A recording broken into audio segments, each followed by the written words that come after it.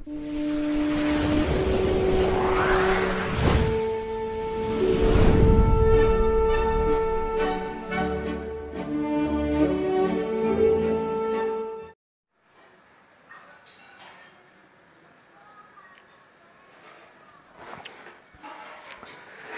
बच्चों, कैसे हो आप सब। मैं गौतम राम गुप्ता।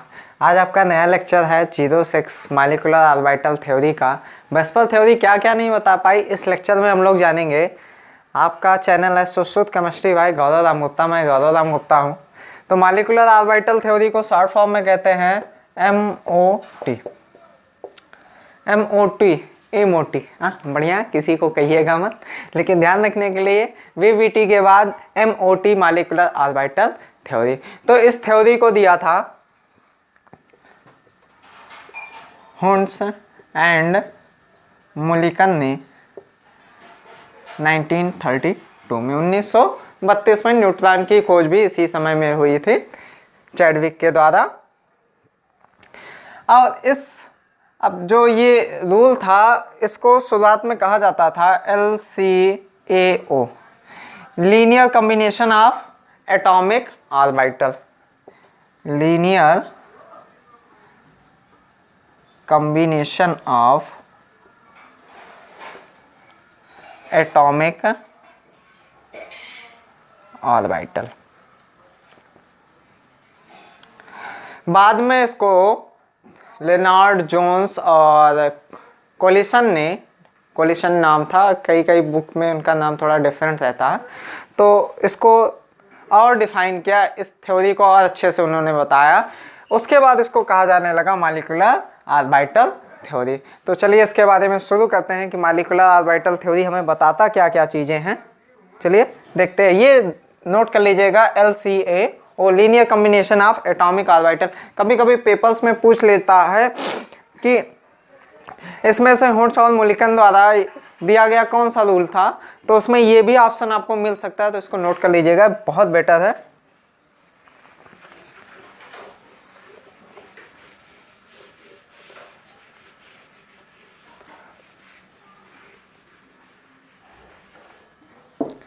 चलिए देखते हैं MOT के बारे में।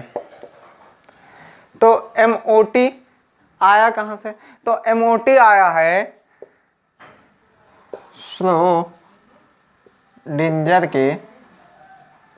श्रोडिंगर वेव इक्वेशन से। अब आइंस्टीन ने वेव नेचर को बताया था, डी ब्रॉगली ने वेव नेचर को डिफाइन किया था इलेक्ट्रॉन के, और जेपी टॉमसन ने वेव नेचर इलेक्ट्रॉन में खोजा था। तो जे टॉमसन और जेपी टॉमसन दोनों को इलेक्ट्रॉन के लिए इलेक्ट्रॉन की खोज के लिए सर जे टॉमसन को और सर जेपी टॉमसन को इलेक्ट्रॉन के तरंग गुण बताने के लिए नोबेल प्राइज मिला था। अब श्रोडिंगर वेव ने बताया था कि इलेक्ट्रॉन की पॉसिबिलिटी कहाँ पे है। तो इसमें एक साइन लिया गया था। साइन हमें क्या बताता है? किसी की भी वेव को बताता है कि वेव फंक्शन, ये साइन को हम क्या कहते हैं? वेव फंक्शन, कि उसका वेव फंक्शन होगा क्या। और जबकि साइन स्क्वायर को कहते हैं, साइंस को कहा जाता है probability of electron in atomic orbital, कि एटॉमिक ऑर्बिटल में इलेक्ट्रॉन कहाँ मिल सकते हैं, ये साइन स्क्वायर बताता है। इसके लिए उन्होंने इक्वेशन भी दिया था, जिसको श्रोडिंगर वेव इक्वेशन कहते हैं, D square sine upon D sign.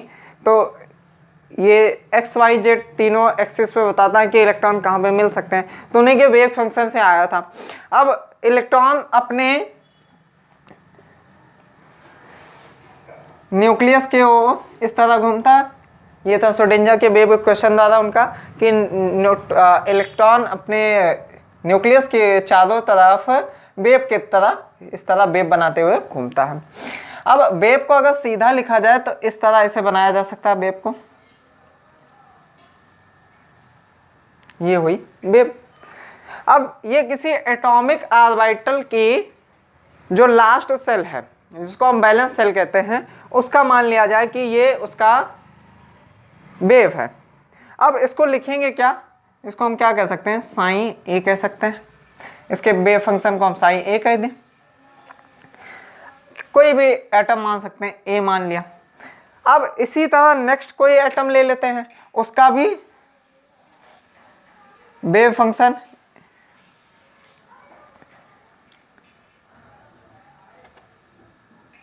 इसी तरह होगा, उसको क्या कह दिया जाए, साइन बी। अब जब दोनों का सुपर इम्पोज होता है, सुपर इम्पोज का मतलब अतिव्यापन होगा, तो ये बनते हैं कुछ इस तरह।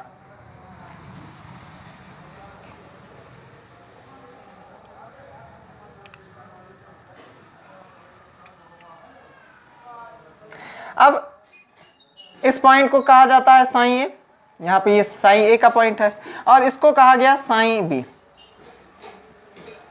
तो यहाँ पे जो हमें वैल्यू मिल रही है वो मिल रही है साइन ए प्लस साइन बी की।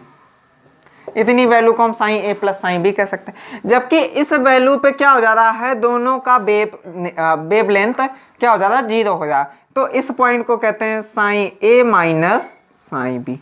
अब यहाँ पे दो कंडीशन बन रही है कि एक दूसरे को क्या करना है, एडिशन हो जा रहा है, दोनों वेव फंक्शन का यहाँ पे एडिशन हो रहा है, जबकि यहाँ दोनों वेव फंक्शन का घटाव या सब्ट्रैक्शन हो रहा है। तो इस पॉइंट को कहते हैं साइन ए माइनस साइन बी। अब साइन ए प्लस और साइन बी को यहाँ पे कहा जाता है बॉन्डिंग मॉलिक्यूलर ऑर्बिटल, और जबकि इसको कहा जाता है एंटी बॉन्डिंग मॉलिक्यूलर ऑर्बिटल। अब दो तरह के मॉलिक्यूलर ऑर्बिटल बने, दोनों का वेव नेचर ये है। अब इन वेव नेचर को और डिफाइन कर सकते हैं, आप इसको नोट करना चाहे तो नोट कर लीजिए, उसके बाद इसके वेव नेचर को और डिफाइन कर दिया जाए।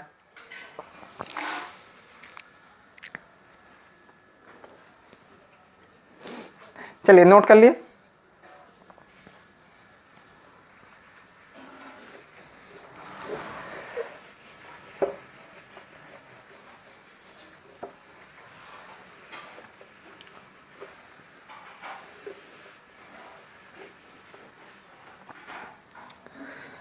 अब कोई एटम ए है प्लस बी, और दोनों एटम, देखिए यहाँ पे जो कोऑर्डिनेट बांध था उसी के थ्योरी को और सक्सेस बनाने के लिए, उसी के थ्योरी को और डिफाइन करने के लिए अब ए बी मॉलिक्यूल बना। अब ए का जो मान सकते हैं कोई ए हो जाए, इसका वेव आपका साइन ए हो जाए, और दूसरा हो जाए बी, इसको क्या कह दिया जाए, साइन बी। अब जिस तरह हमने पहले कराया था, अगर साइन ए और साइन बी मिलके क्या होते हैं, सब्ट्रैक्ट होंगे, तो बनाता क्या है, साइन ए माइनस साइन बी, और दोनों जब ऐड होते हैं तो बनाते हैं साइन ए प्लस साइन बी। अब साइन ए प्लस साइन बी को कहते हैं बॉन्डिंग मॉलिक्यूलर ऑर्बिटल, और जबकि इसको कहते हैं एंटी बॉन्डिंग मॉलिक्यूलर ऑर्बिटल। अब इसको हम शो करते हैं स्टार से, जहां पे स्टार होगा उसको हम कहेंगे एंटी बॉन्डिंग मॉलिक्यूलर ऑर्बिटल, और जबकि इसको नॉर्मली ही शो करते हैं इसके, जैसे आप ये समझ सकते हो कि बॉन्डिंग जब होगी तो बैलेंस बॉन्ड थ्योरी के अनुसार ही होगी। अब उसको हाइब्रिडाइजेशन नहीं बहुत अच्छे से बता पाए, विस्पन नहीं बता पाए, लेकिन जो इनका सुपर इम्पोज होगा वो बैलेंस बॉन्ड थ्योरी के अनुसार ही होगा, अर्थात कि इसमें बनेंगे सिग्मा और पाई ही।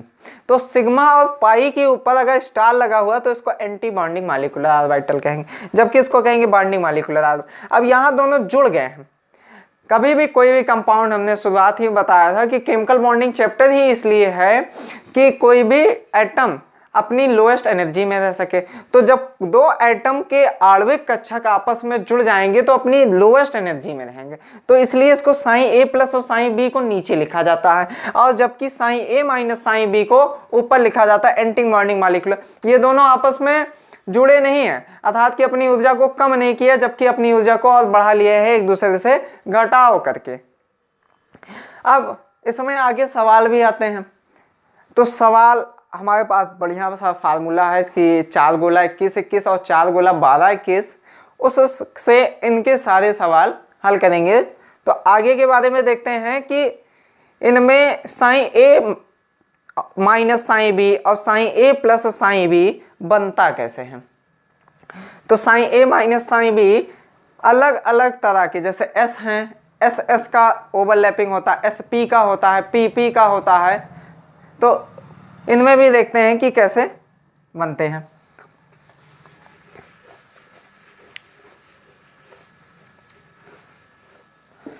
अब दो एस ऑर्बिटल हैं, ये एस हो गया, ये एस हो गया, इसको 1s भी मान सकते हैं, इसको ए मान लीजिए, ए बी मान लीजिए, कोई दूसरा एटम, ये कोई दूसरा एटम। अब दोनों एटम फॉर्म करेंगे तो दो तरह से फॉर्मेशन होती है, एक होता है साइन ए माइनस साइन बी और दूसरा होता है साइन ए प्लस साइन बी। अब साइन ए माइनस साइन बी क्या करेगा, वो इस तरह के बनाते हैं, और जबकि साइन ए माइनस साइन बी इस तरह से बनाते हैं। अब इसमें क्या है कि एक बीच में नोडल प्लेन आ जाता है, नोडल प्लेन। अब नोडल प्लेन है क्या कि जहाँ पे इलेक्ट्रॉन क्या हो, ना ही पाया जाता हो, जिस प्लेन में इलेक्ट्रॉन ना पाया जाए उसको नोडल प्लेन कहते हैं और उसको नोड कहते हैं। अब यहाँ पे इसको हम लिखेंगे सिग्मा। अब यहाँ ओवरलैपिंग कौन सी हो रही, साइड बाई साइड हो रही, और एस में केवल सिग्मा ही बनते हैं। जब दो एस ऑर्बिटल की ओवरलैपिंग होती है तो सिग्मा बनते हैं, तो इसको हम कहेंगे सिग्मा स्टार 1s, और जबकि हम इसको कहेंगे सिग्मा 1s। अब S1s ले लेते हैं और इसका फंक्शन हो जाता है साइन ए, इसका फंक्शन कर देते हैं साइन बी, और साथ में ही दूसरा ले लेते हैं एक P, ये हो जाएगा साइन बी, ये हो जाएगा साइन ए, यहाँ से इसको हटा देते हैं। अब इनमें ओवरलैपिंग जो होगी वो भी दो तरह से होगी। अब यहाँ पे हम इसको सब्ट्रैक्शन लिख सकते हैं और यहाँ पे क्या हो जाएगा, एडिशन। अब इसमें भी दो तरह से फॉर्मेशन होगी, अर्थात कि साइन ए और माइनस साइन बी और साइन ए प्लस साइन बी। अब साइन ए माइनस साइन बी और साइन ए प्लस साइन बी बनेंगे कैसे, इसको नोट कर लीजिए, ये ऊपर का मिटा दें तब बनाएं।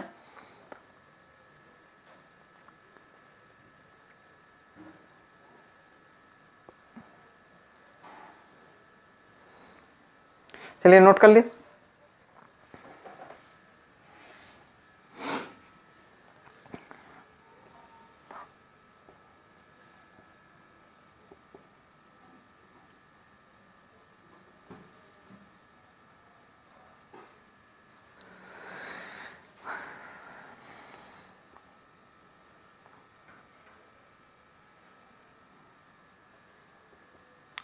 अब इसको कहेंगे सिग्मा स्टार 2 P, और यहाँ पे x आ जाएगा, px ऑर्बिटल लेंगे और इसको कहेंगे सिग्मा 2px। अब यहाँ सिग्मा स्टार 2px का मतलब हुआ एंटी बॉन्डिंग मॉलिक्यूलर ऑर्बिटल, और इसको कहेंगे बॉन्डिंग मॉलिक्यूलर ऑर्बिटल। ये तो हो गया s और p का, और यहाँ पे एस एस का हो गया। इसी तरह 2s और 2s का होगा, इसी तरह 3s का होगा। इसमें बताने का नहीं है, दोनों वही बनेंगे। फिर से हम बना देते हैं,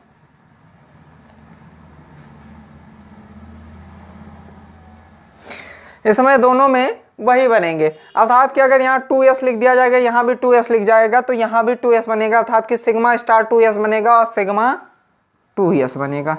जैसे जैसे आप यहाँ पे आप मुख्य क्वांटम संख्या का मेन क्वांटम संख्या को चेंज करोगे तो आपका वैल्यू भी यहाँ पे चेंज हो जाएगा। अब S का हो गया, P का हो गया। अब P में ओवरलैपिंग कराते हैं, नोट करिए इसको।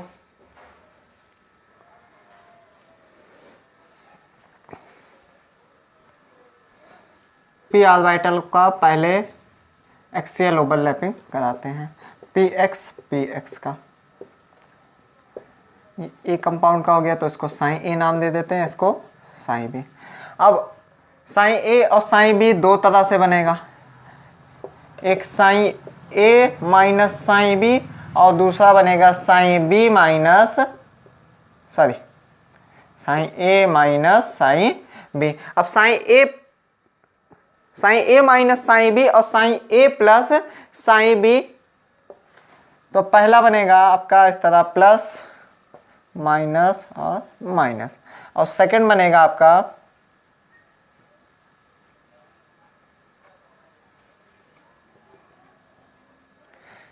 ये हो जाएगा आपके माइनस और ये प्लस। अब इसको कहेंगे सिग्मा 2p x, और जबकि इसको कहेंगे सिग्मा 2p x, लेकिन यहाँ पे क्या लग जाएगा स्टार। अब पाई में 3 ऑर्बिटल होते हैं, 3 कक्षक कह सकते हैं, एक इस तरह, एक इस तरह और एक इस तरह। इसको क्या कहते हैं, px, py और pz। तो px ही केवल सिग्मा बॉन्ड बनाता है, बाकी py और pz को हम कह सकते हैं पाई बॉन्ड बनाता है, या इसमें से पहला जो बनेगा वो सिग्मा बॉन्ड होगा, बाकी के दोनों जो होंगे वो पाई बॉन्ड होंगे।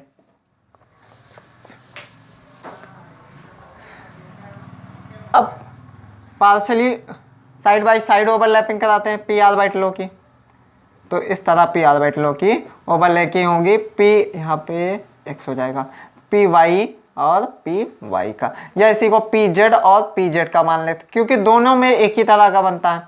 ये हो गया साइन ए का फंक्शन, ये हो गया साइन बी का। तो इससे दो तरह से बनेंगे, पहला साइन ए माइनस साइन बी बना लेते हैं। तो साइन ए, देखिए साइन ए प्लस साइन बी बनाएंगे तो वो गलत है, वो इस तरह बनेंगे। ये हो गया सिग्मा 2p y कह सकते हैं और सिग्मा 2p z कह सकते हैं, दोनों में एक ही तरह। और sine a minus sine b बनेगा, इनके बीच में आ जाएगा एक नोडल प्लेन, तो इसको सिग्मा स्टार 2py कह सकते हैं और सिग्मा स्टार 2pz कह सकते हैं, दोनों कह सकते हैं, क्योंकि py और pz की संरचना एक जैसी होती है, केवल एक्सिस का अंतर होता है, तो एक्सिस हमने यहाँ पे बदल दिया है। बाकी इतना आप नोट कर लीजिए, और इंक को मार्कर को थोड़ी इंक पिला दी जाए।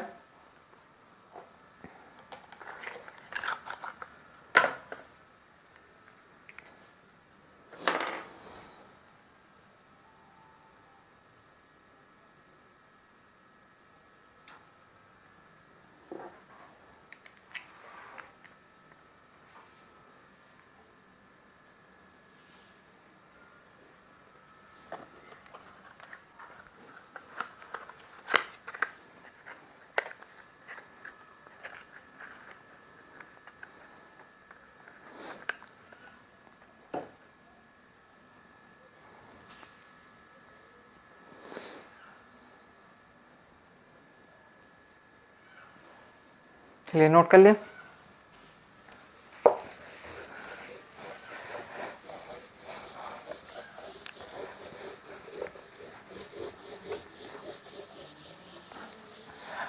अब देखिए, जो ये मॉलिक्यूलर ऑर्बिटलों की एनर्जी थी, ये स्पेक्ट्रोस्कोपी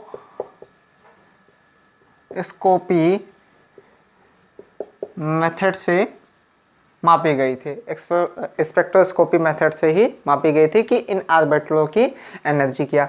तो मापने पे ये पता चला कि ये टू टाइप है। टाइप डिपेंड करता है मॉलिक्यूल के एटॉमिक नंबर पे। अगर एटॉमिक नंबर उसका less than 7 OR less than 7 है, लेस देन 7, तो उसके लिए एनर्जी का जो ऑर्डर होगा वो दूसरा होगा। अगर 7 से ग्रेटर देन है एटॉमिक नंबर, तो उसका जो एनर्जी ऑर्डर होगा वो दूसरा होगा। अब एनर्जी ऑर्डर पहले आपको हम बता देते हैं, उसके बाद एनर्जी ऑर्डर को याद करने का फार्मूला भी बता दिया जाता है। तो एनर्जी ऑर्डर जो इसमें हो जाएगा 7 OR लेस देन 7। अब लगता किसके लिए ये भी जान लीजिए कि 7 OR लेस देन 7 हो जाएगा, जैसे हाइड्रोजन या helium, hydrogen, helium, lithium, beryllium, boron, carbon, nitrogen. Nitrogen ही 7 होता है, 7 OR लेस देन 7 तक की बात की जा रही है। तो इनके लिए ही ये फार्मूला लगेगा। तो इसके लिए मेथड है कि हम लोअर एनर्जी से हायर एनर्जी में जाते हैं। यही आबाओ के रूल भी थे कि लोअर एनर्जी से हायर एनर्जी में जाते हैं। तो इनके लिए होता है sigma 1s, sigma star 1s। अब हमने वहाँ पे बताया था एंटी बॉन्डिंग मॉलिक्यूलर ऑर्बिटल की एनर्जी ज़्यादा होती है। Sigma 1s, sigma star 1s, sigma star 2s, sorry sigma 2s और सिग्मा स्टार 2s। फिर उसके बाद हो जाएगा आपका सिग्मा 2px,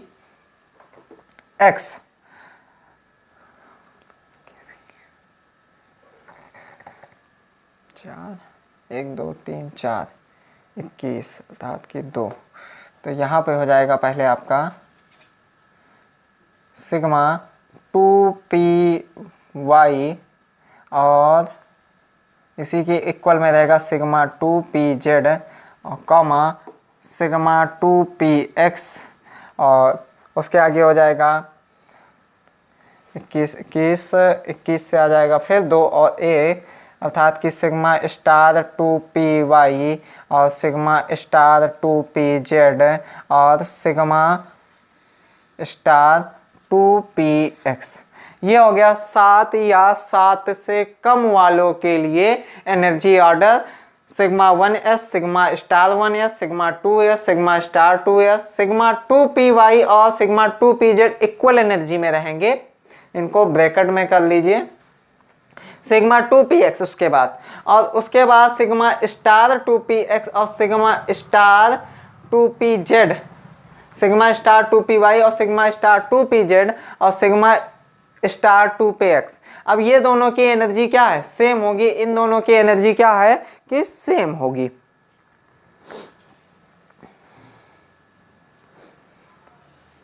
इसको नोट कर लीजिए। अब उनकी बात करते हैं कि जो 7 से ग्रेटर देन है, 7 OR ग्रेटर देन 7, नहीं 7 से केवल ग्रेटर होंगे, ग्रेटर देन 7। 7 क्या है? यहाँ एटॉमिक नंबर की बात की जा रही है। जैसे ऑक्सीजन हो गया, फ्लोरीन हो गया, इन सब के लिए ये फार्मूला लगेगा। अब उनका ऑर्डर क्या हो जाएगा? एनर्जी का order, energy order, energy order. तो एनर्जी ऑर्डर देखते हैं इनका। शुरुआत में तो कुछ यही क्रम रहेगा, लेकिन थोड़ा सा आगे चलने पे थोड़ा सा बदलाव होगा इसमें।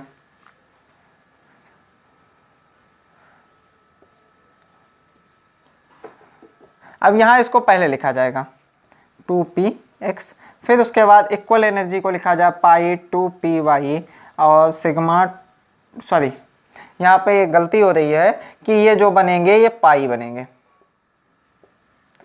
इन दोनों में ये सिग्मा बनेगा, और यहाँ पे जो बनेंगे यहाँ पे भी क्या बनेंगे? पाई बनेंगे, और ये क्या बनेगा? सिग्मा बनेगा। सेम कंडीशन यहाँ पे भी अप्लाई करते हैं, ये पाई हो जाएंगे और ये पाई हो जाएंगे, और इनको कहा क्या जाएगा? 2pz। और यहाँ पे भी अब यही ऑर्डर, फिर ये ऑर्डर यहाँ चेंज होगा, लेकिन यही ऑर्डर यहाँ पे रहेगा। तो इसको कहेंगे पाई स्टार 2py और पाई स्टार 2pz, और यहाँ पे लास्ट में हो जाएगा सिग्मा 2px। अब इनको यही ऑर्डर में लिख सकते हैं, या फिर ग्रेटर देन का चिन्ह भी लगा सकते हैं आप लोग। इस तरह का चिन्ह भी आप यूज कर सकते हैं। समय भी ऐसे हो जाएगा।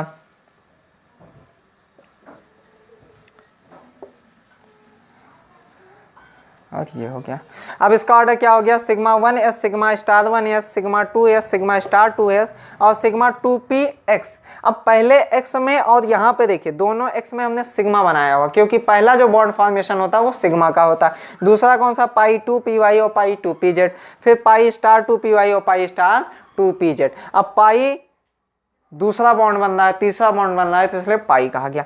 अब दोनों के लिए एक बढ़िया फार्मूला है, बहुत बढ़िया फार्मूला है, तुरंत आप लोगों को याद हो जाएगा।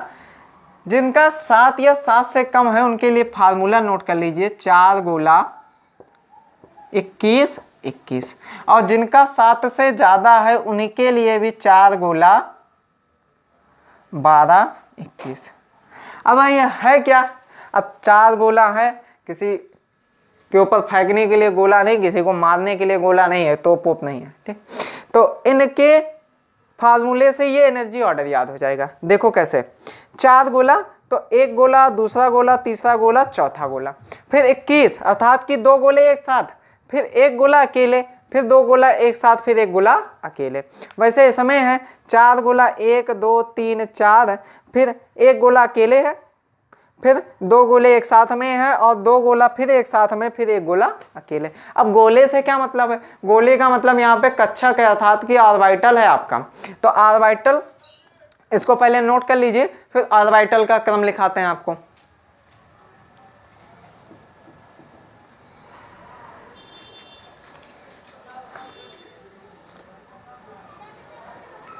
चलिए ऑर्बिटल ये नोट कर लिया आप लोग, ऑर्बिटल बताते हैं आपको। ये तो याद हो गया।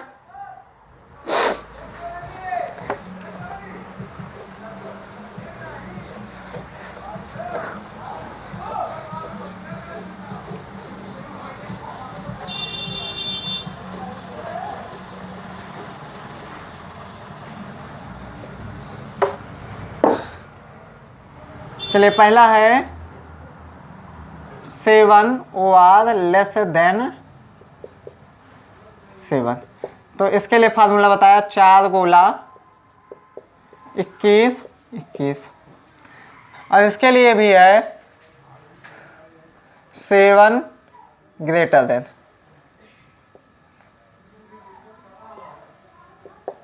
तो उसके लिए फार्मूला हो गया 4 गोला 12 21। एग्जाम में याद करने के लिए अब 4 गोला नीचे से शुरुआत करते हैं, 4 गोले बनेंगे कैसे, किताब के अनुसार से ये बहुत ज़्यादा आसान है। देखो कैसे, एक गोला, यहाँ गोला हमारा चौकोर है भाई, मैथ का नियम मत लगाइएगा, जो हमारा गोला यहाँ रहेगा चौकोर रहेगा। दूसरा गोला, तीसरा गोला, चौथा गोला, और उसके बाद 2 गोले इक्वल में, फिर एक गोला अकेले, फिर 2 गोले इक्वल में। ये हो गया 4 गोला 21 21। देखो 4 1 2 3 4, फिर 2 गोले, फिर एक गोला, फिर 2 गोले, फिर एक गोला। अब यहीं फिर ऐसे बनाते हैं, 1 गोला 2 गोला 3 गोला 4 गोला। अब क्या कह रहा है 12, तो 1 और 2, और फिर कह रहा है 21, तो 2 और 1। अब एंटी बॉन्डिंग और बॉन्डिंग का भी ख्याल आता है कि उसको कैसे याद रखेंगे, तो इसके लिए एक फार्मूला याद कर लो कि नीचे से एक छोड़ एक एंटी बॉन्डिंग, नीचे से एक छोड़ एक एंटी बॉन्डिंग, और ऊपर के 21, ऊपर के 21 एंटी बॉन्डिंग। ये आप इतना याद कर सकते हो, नीचे से एक छोड़ एक एंटी बॉन्डिंग, ये एंटी बॉन्डिंग होगा, ये एक छोड़ एक एंटी बॉन्ड, एक छोड़ पहला छोड़ दिया, दूसरा, तीसरा छोड़ दिया, चौथा, और ऊपर से कहते तीनों एंटी बॉन्डिंग होंगे। एनर्जी का ऑर्डर आप मिला लो। और इस समय भी वही है कि नीचे से एक छोड़ एक एंटी बॉन्डिंग और ऊपर के 3 एंटी बॉन्डिंग, ये तीनों एंटी बॉन्डिंग होगा।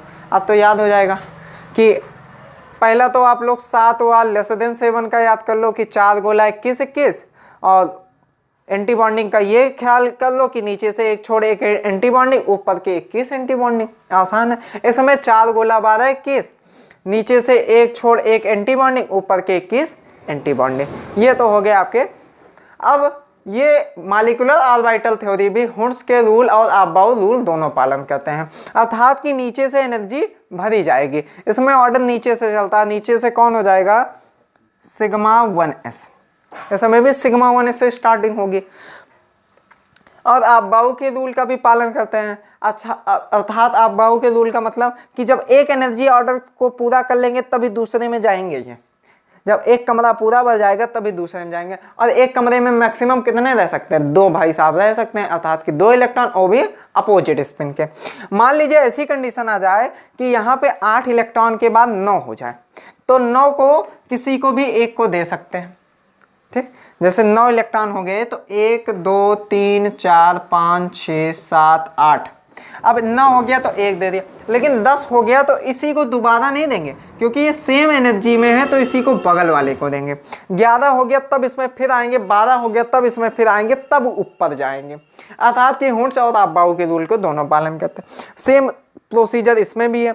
जब 2 इसमें, 2 इसमें, फिर 2 इसमें, फिर 2 इसमें, फिर 2 इसमें, अब 1 आ गया तो इसमें भरेंगे, अर्थात कि 2 2 4 2 6 2 10 2 12, 12 हो गया तो इसमें हो गया, 13 आया तो इसमें, 14 आया तो इसमें, और फिर 15 आएगा फिर इसी में चले आएंगे, फिर 16 आएगा तो इसमें चले आएंगे, और फिर 17 आएगा फिर इसमें, 18 आएगा इसमें, फिर 19 आएगा इसमें, 20 आएगा इसमें, फिर 21 में जाएंगे। इस तरह आपको लेवल बनना है, मतलब हुड्स के रूल और अबाउ के रूल को दोनों को पालन करना है। तो ये दोनों, ये तो आपको नोट करना मस्ट ही है, नोट कर लीजिए।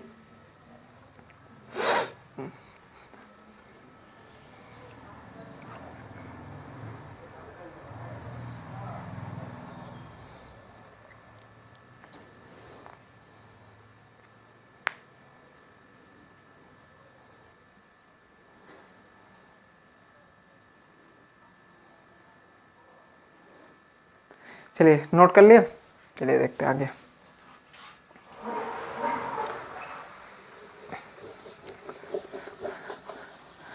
अब मॉलिक्यूलर ऑर्बिटल थ्योरी से इतनी जानकारियां तो हमको मिल गई, लेकिन आगे क्या जानकारी देता है मॉलिक्यूलर ऑर्बिटल थ्योरी? हाँ, तो आगे जानकारी देता है कि किस एटम में कितने नंबर ऑफ बॉन्ड प्रेजेंट है, 2 एटमों के मध्य कितने नंबर ऑफ बॉन्ड प्रेजेंट है, तो उन्हीं को कहा जाता है बॉन्ड ऑर्डर। तो बॉन्ड ऑर्डर होते हैं equal to number of bonding electron minus number of anti bonding electron by 2।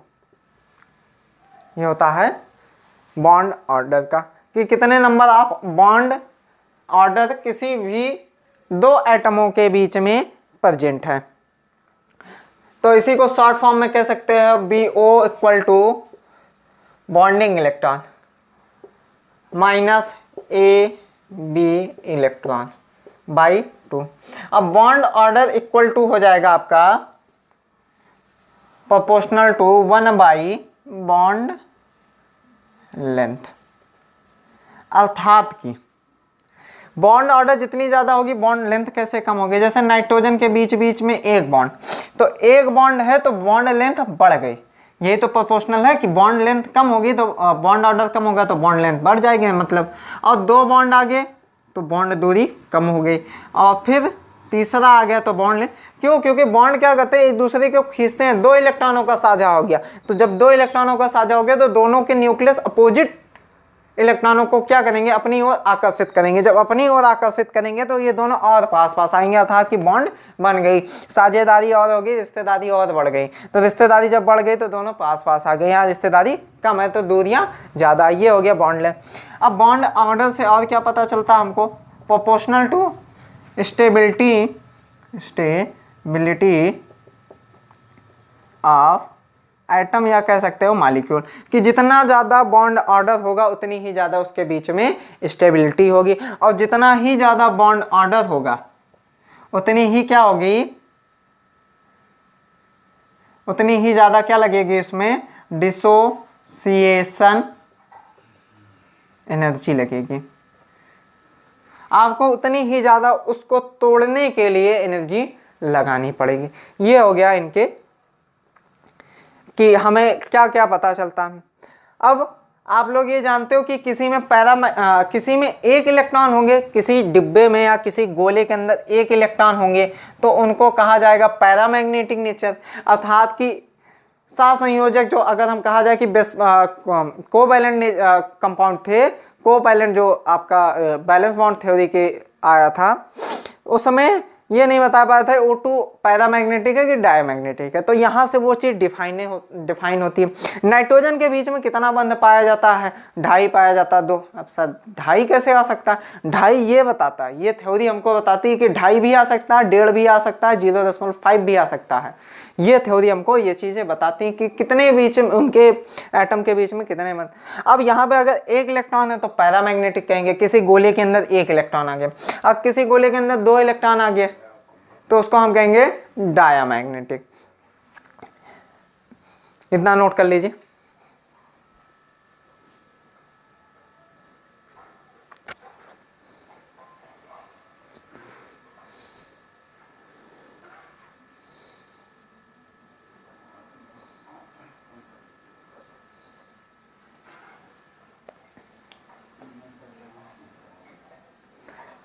अब यही बॉन्ड ऑर्डर की वैल्यू अगर कह दिया जाए निगेटिव आए, निगेटिव OR 0 आ जाए, निगेटिव OR 0 आ जाए तो वो कंपाउंड दुनिया में एग्जिस्ट नहीं करेगा। मतलब वो दुनिया में पाया ही नहीं जाएगा, भूत समझ लो उसको, हाँ, कि दुनिया में एग्जिस्ट ही नहीं करेगा जिसकी बॉन्ड ऑर्डर वैल्यू 0 या निगेटिव आ रही है, और जिसकी बॉन्ड ऑर्डर की वैल्यू फ्रैक्शनल में आ रही है, दशमलव में आ रही है, हाँ? तो वो है तो है, लेकिन क्या है? Not stable. मतलब है लेकिन अस्थाई नहीं है, हिल्ड होना है। अर्थात कि वो कंपाउंड को हम कह सकते हैं कि वो आयनिक नेचर में, आयनिक नेचर में क्या होता है? कंपाउंड अनस्टेबल होता है। तो वही कंपाउंड है कि बॉन्ड ऑर्डर अगर नेगेटिव या 0 होगा तो एग्जिस्ट नहीं करेगा, और बॉन्ड ऑर्डर अगर फ्रैक्शनल में होगा तो नॉट स्टेबल होगा, अर्थात कि स्टेबल नहीं होगा।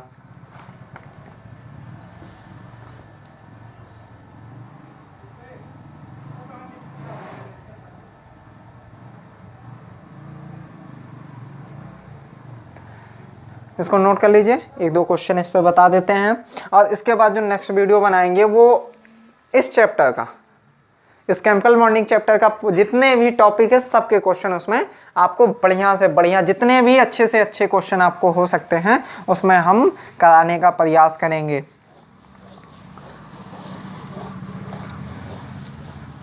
कि जैसे मान लेते हैं O2, तो O2 क्या हो गया? ग्रेटर देन 7 हो गया, तो इस पर फार्मूला कौन सा लगाएंगे? 4 गोला 12 21। अब बता दिया कि O2 की बॉन्ड ऑर्डर निकालो, और आप O2 का निकालो कि कलरफुल है कि कलरलेस है। पहला जो एक्सेप्शन है वही हम बता रहे हैं, और कलरफुल कलरलेस है, देखते हैं पैरामैग्नेटिक है कि डायमैग्नेटिक है। तो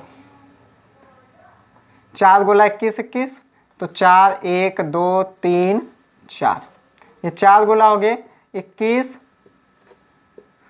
और 21। तो अब O2 में कितने इलेक्ट्रॉन होते हैं? नंबर ऑफ इलेक्ट्रॉन, तो 8 + 8 कितने हो गए? 16 हो गए। तो 2 2 4 2 6 2 8 8 2 10, 1 11 1 12 1 13 1 14 1 15 1 16, 1 16 हो गए। ठीक, देखो 2 2 4 2 6 2 8 2 10 2 12 2 14 और 2 16। तो 16 से यहाँ पता क्या चल रहा है? पहली बात तो आ गया पैरामैग्नेटिक देखने पे, अर्थात कि अकेला घूमेगा, अकेला टहलेगा, इसका कोई साथी नहीं है, तो पैरामैग्नेटिक हो गया, अर्थात कि कलरफुल हो गया। जो अकेला टहलेगा भाई बढ़िया से कपड़े उपड़े पहन के टहलेगा, रंग बिरंगे। सेकंड,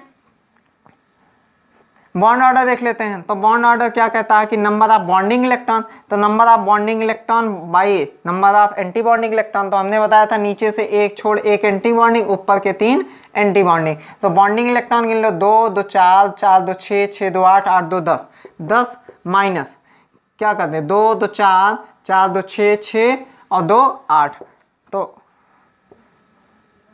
बॉन्ड ऑर्डर देख लेते हैं फिर से।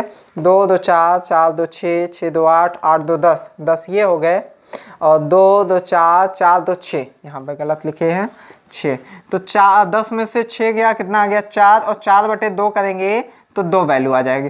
तो O2 के बीच में 2 बॉन्ड पाया ही जाता है। तो इसके हिसाब से O2 क्या हो गया, पैरामैग्नेटिक हो गया और कलरलेस हो गया, और इनके बीच में बॉन्ड ऑर्डर कितना है 2, अर्थात कि इनके बीच की बॉन्ड नंबर कितने हैं 2 हैं। अब इसी तरह से आप चलिए H2 का आपको निकाल के बता देते हैं। एक 4 गुना 21 21 का सवाल हो जाएगा, और 4 गुना 12 21 का सवाल हो जाएगा। और इसके बाद जो नेक्स्ट वीडियो बनाएंगे उसमें तो हम बताएंगे ही आपको जितने सवाल हो सकते हैं। इसको नोट कर लीजिए आप लोग।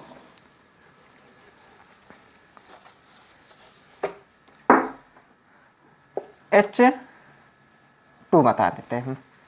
तो H2 के लिए क्या लगाते हैं, 4 गुना 21 21, 4 गुना 21 21 तक पहुंचेगा ही नहीं, आधे में ही 4 गुना 21 और 21। H2 में होते कितने इलेक्ट्रॉन है, 4 4 क्यों 2 होते हैं, तो 2 हो गया ये। अब नंबर ऑफ बॉन्डिंग इलेक्ट्रॉन, ये कैसा हो गया, डायामैग्नेटिक हो गया, डायामैग्नेटिक देखने पे। और कैसा हो गया, कलर लेस हो गया। अब बॉन्ड ऑर्डर देख लेते। Bond order equal to bonding electron, अर्थात कि 2 हैं बॉन्डिंग इलेक्ट्रॉन बटे 2 कर दो, एंटी बॉन्डिंग है ही नहीं, उनको छोड़ देते हैं, 0 कर देते हैं, तो कितना आ जाएगा 1। तो H2 के बीच में 1 बॉन्ड होता है, सही बता रहे हैं। लेकिन कुछ जगह ये डाउन हो गए। अब जो एक्सेप्शन है वो हम नेक्स्ट वीडियो में ही बताएंगे, कहाँ पे ये डाउन हो गए।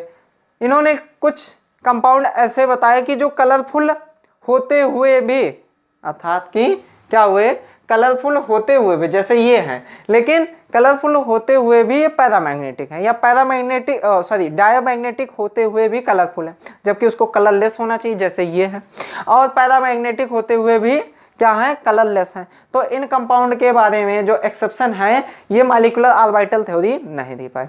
और आप लोग शुरुआत से पढ़ते आ रहे हो कि जितनी भी थ्योरियाँ आई वो थोड़ा थोड़ा सब बताते चले गए। इसीलिए केमिस्ट्री बहुत अच्छा सब्जेक्ट है कि सबको हमें पढ़ना रहता है, साथ साथ सबको लेके चलना रहता है, कि पिछला वही हमारा बेस है, और बेस से आगे आते आते हमें इतनी जानकारियाँ मिली। अगर वो पिछला ना पढ़ते और डायरेक्ट आपको यही पढ़ाया जाता तो समस्या होती।